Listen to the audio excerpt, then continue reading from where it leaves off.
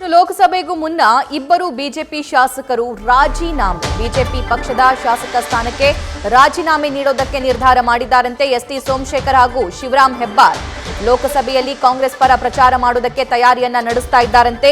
ಈ ಕ್ಷಣ ಸಿಗ್ತಾ ಇರುವಂತಹ ಮಾಹಿತಿ ಇದು. ಎಸ್ಟಿ ಸೋಮಶೇಖರ್ ಮತ್ತು ಶಿವರಾಮ್ ಹೆಬ್ಬಾರ್ ಇವರಿಬ್ರು ಕೂಡ ಬಿಜೆಪಿಗೆ ಗುಡ್ ಬೈ ಹೇಳಲಿದ್ದಾರೆ ಅನ್ನುವಂತ ಮಾಹಿತಿ ಲಭ್ಯವಾಗ್ತಾ ಇದೆ. ಲೋಕಸಭಾ ಎಲೆಕ್ಷನ್ ಸಮೀಪಿಸ್ತಾ ಇರುವ ಸಂದರ್ಭದಲ್ಲಿ ಕಾಂಗ್ರೆಸ್ ಪರ ಪ್ರಚಾರ ಮಾಡೋದಕ್ಕೆ ಈ ಇಬ್ಬರು ನಾಯಕರು ನಿರ್ಧಾರ ಮಾಡಿದ್ದಾರಂತೆ. ಲೋಕಸಭೆಗೂ ಮುನ್ನ ತಮ್ಮ ರಾಜೀನಾಮೆಯನ್ನ ನೀಡಬೇಕು ಅನ್ನುವಂತ ನಿರ್ಧಾರ ಇವರಿಬ್ಬರದ್ದಾಗಿದೆ ಅನ್ನುವಂತಹ ಮಾಹಿತಿ ಸದ್ಯಕ್ಕೆ ಲಭ್ಯವಾಗ್ತಾ ಇದೆ. ಎಸ್ಟಿ ಸೋಮಶೇಖರ್ ಹಾಗೂ ಶಿವರಾಮ್ ಹೆಬ್ಬಾರ್ ಬಿಜೆಪಿ ತೊರೆಯುವಂತಹ ನಿರ್ಧಾರವನ್ನ ಮಾಡಿದ್ದಾರೆ.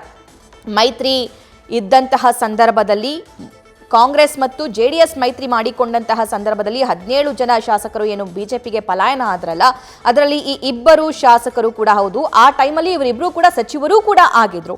ಹೀಗಿದ್ದು ಇವರು ಕಾಂಗ್ರೆಸ್ ಪಕ್ಷಕ್ಕೆ ರಾಜೀನಾಮೆಯನ್ನ ನೀಡಿ ಬಿಜೆಪಿ ಪಕ್ಷವನ್ನ ಸೇರ್ಪಡೆಗೊಂಡಿದ್ರು. ಆದರೆ ಈಗ ಬಿಜೆಪಿಯಿಂದ ಮತ್ತೆ ವಾಪಸ್ ಕಾಂಗ್ರೆಸ್ನತ್ತ ಮುಖ ಮಾಡೋದಕ್ಕೆ ನಿರ್ಧಾರ ಮಾಡಿದ್ದಾರಂತೆ.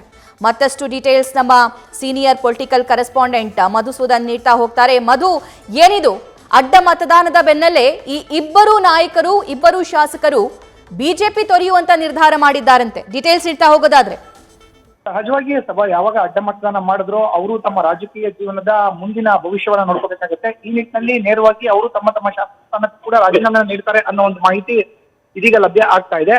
ಅದರಲ್ಲೂ ಪ್ರಮುಖವಾಗಿ ಅಡ್ಡ ಮತದಾನ ಮಾಡಿದ್ಮೇಲೆ ಬಿಜೆಪಿ ಪಕ್ಷದ ವತಿಯಿಂದ ತೆಗೆದುಕೊಳ್ಳುವಂತ ಒಂದಷ್ಟು ನಿರ್ಧಾರಗಳು, ನಿರ್ಣಯಗಳು ಏನಿದೆ ಅದಕ್ಕೆ ನಾವು ಯಾವುದೇ ಕಾರಣಕ್ಕೂ ಒಳಗಾಗಬಾರ್ದು, ನಾವೇ ನಮ್ಮ ಶಾಸಕ ಸ್ಥಾನಕ್ಕೆ ರಾಜೀನಾಮೆನ ನೀಡೋಣ ಅನ್ನೋ ಒಂದು ಮಾತು ಕೇಳಿ ಬರ್ತಾ ಇತ್ತು. ಇನ್ನು ವಿಧಾನಸಭೆ ಏನು ಅಧಿವೇಶನ ನಡೀತಾ ಇತ್ತು, ಈ ಅಧಿವೇಶನದ ಸಂದರ್ಭದಲ್ಲೇ ಒಂದು ಹೊಸ ಚರ್ಚೆ ಗ್ರಾಸವಾಗಿತ್ತು.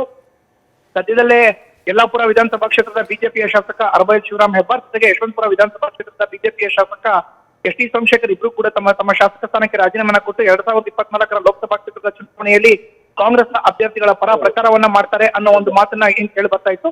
ಅದಕ್ಕೆ ಪೂರಕವಾದಂತಹ ವಾತಾವರಣ ಈಗ ನಿರ್ಮಾಣ ಆಗಿದೆ ಅಂತಾನೆ ಉಲ್ಲೇಖ ಮಾಡಬಹುದು. ಅವರು ಇವತ್ತು ಅಡ್ಡ ಮತದಾನ ಮಾಡಿದ್ದಾರೆ. ಅದರಲ್ಲಿ ಅರ್ಬೈಲ್ ಶಿವರಾಮ್ ಹೆಬ್ಬಾರ್ ಇನ್ನೂ ಮತದಾನ ಮಾಡಬೇಕಾಗಿದೆ. ಅದಾದ್ಮೇಲೆ ಎಸ್ ಟಿ ಸೋಮಶೇಖರ್ ಅವರು ಬಂದು ಮತದಾನವನ್ನ ಮಾಡಿದ್ದಾರೆ, ಅವರು ಅಡ್ಡ ಮತದಾನ ಮಾಡಿದ್ದಾರೆ. ಹೀಗಾಗಿ ಪಕ್ಷ ಕ್ರಮ ತೆಗೆದುಕೊಳ್ಳಿಕ್ಕಿಂತ ಮುಂಚಿತವಾಗಿ ಸ್ಪೀಕರ್ ಯುಟಿ ಖಾದರ್ ಅವರನ್ನ ಭೇಟಿ ಮಾಡಿ ತಮ್ಮ ಶಾಸಕ ಸ್ಥಾನಕ್ಕೆ ಎಸ್ ಟಿ ಸೋಮಶೇಖರ್ ಇವತ್ತು ರಾಜೀನಾಮೆನ ನೀಡ್ತಾರೆ ಅನ್ನೋ ಒಂದು ಮಾಹಿತಿ ಸಿಗ್ತಾ ಇದೆ. ಕಾದು ನೋಡ್ಬೇಕಾಗುತ್ತೆ ಸಭಾ. ಶಿವರಾಮ್ ಹೆಬ್ಬಾರ್ ಈಗ ಬಂದಿದ್ದಾರಾ ವಿಧಾನಸೌಧಕ್ಕೆ?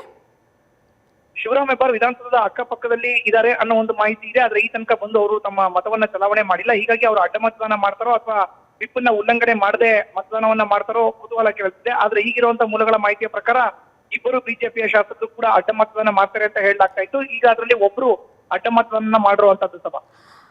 ಮಧು, ಈ ಎಸ್ ಟಿ ಸೋಮಶೇಖರ್ ಅವರು ಅಡ್ಡ ಮತದಾನ ಮಾಡಿದ ಬಳಿಕ ಆರ್ ಅಶೋಕ್ ಅವರ ಕಚೇರಿಯಲ್ಲಿ ತುಂಬಾ ಗಂಭೀರವಾಗಿರುವಂತಹ ಚರ್ಚೆ ಆಗ್ತಾ ಇತ್ತು. ಸೊ ಅಲ್ಲಿಂದ ಸಿಕ್ಕಿರುವಂತ ಇನ್ಫಾರ್ಮೇಶನ್ ಇದು, ಅಥವಾ ಎಸ್ ಟಿ ಸೋಮಶೇಖರ್ ಅಡ್ಡ ಮತದಾನ ಮಾಡಿ ಹೊರಬಂದ ನಂತರ ಸಿಕ್ಕಿರುವಂತ ಇನ್ಫಾರ್ಮೇಶನ್ ಇದು? ಸಭಾ, ಈಗಾಗಲೇ ವಿಧಾನಸಭೆಯ ವಿಪಕ್ಷ ನಾಯಕ ಜೊತೆಗೆ ಬಿಜೆಪಿಯ ಶಾಸಕಾಂಗ ಪಕ್ಷದ ನಾಯಕರಾಗಿರುವಂತಹ ಆರ್ ಅಶೋಕ್ ಅವರ ಕಚೇರಿಯಲ್ಲಿ ಬಿಸಿಯಾದಂತಹ ಚರ್ಚೆಗಳು ನಡೀತಾ ಇದೆ.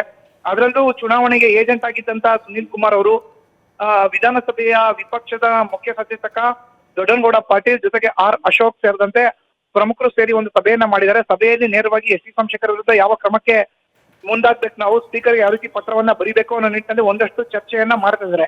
ಈಗ ಒಂದು ಕಡೆ ಅವರ ವಿರುದ್ಧ ಕ್ರಮವನ್ನ ತೆಗೆದುಕೊಳ್ಬೇಕಾಗಿರುವಂತಹ ನಿಟ್ಟಿನಲ್ಲಿ ಯಾವ ಕ್ರಮ ಅನ್ನೋದ್ರ ಬಗ್ಗೆ ಚರ್ಚೆ ಆಗ್ತಾ ಇದೆ.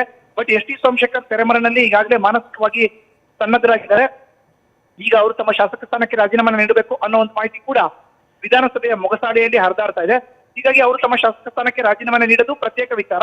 ಇನ್ನು ಆರ್ ಅಶೋಕ್ ಅವರ ಕಚೇರಿಯಲ್ಲಿ ಆಗ್ತಾ ಇರುವಂತಹ ಒಂದು ಸಭೆ ಅದೇ ಪ್ರತ್ಯೇಕವಾದಂತಹ ವಿಚಾರ ಸಭಾ. Thank you Madhu, ಡೀಟೇಲ್ಸ್ಗಾಗಿ.